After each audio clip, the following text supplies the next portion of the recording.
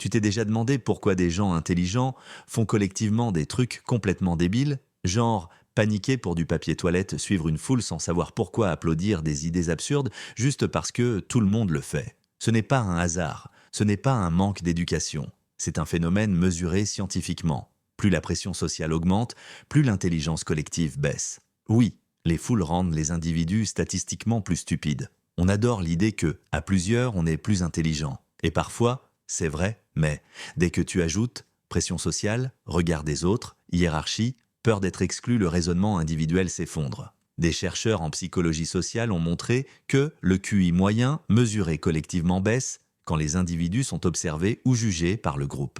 Ce n'est pas une opinion, c'est mesuré. Dans les années 1950, le psychologue Solomon Asch fait une expérience devenue culte. Principe simple, une ligne, trois autres lignes, une réponse évidente. Quand les gens répondent seuls, presque 100% ont la bonne réponse. Mais quand tout un groupe donne volontairement une mauvaise réponse avant toi, plus de 70% des participants suivent le groupe, même en sachant que c'est faux. Pas parce qu'ils sont bêtes, mais parce que le cerveau déteste être seul contre tous. Être en désaccord avec un groupe active les mêmes zones du cerveau que la douleur, le rejet, l'exclusion sociale. Ton cerveau préfère dire une connerie collective que d'assumer une vérité solitaire. Et ce mécanisme augmente avec le stress, augmente avec l'urgence, augmente quand tout le monde regarde. Résultat, le QI fonctionnel chute.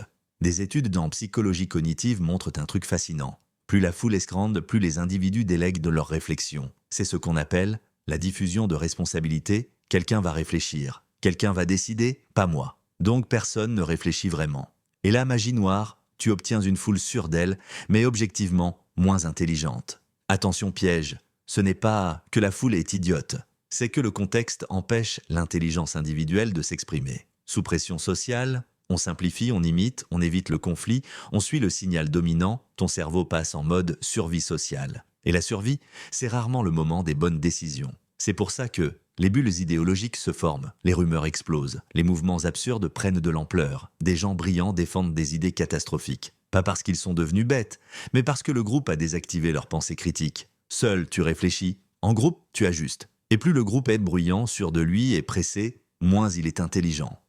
La prochaine fois que tout le monde est d'accord sur un truc, pose-toi une seule question. Est-ce que c'est vrai ou est-ce que c'est juste populaire? Si cette vidéo t'a mis mal à l'aise, like. Dis-moi en commentaire, est-ce que tu as déjà suivi un groupe? En sachant que c'était faux, abonne-toi. Ici, on démonte les illusions collectives une par une.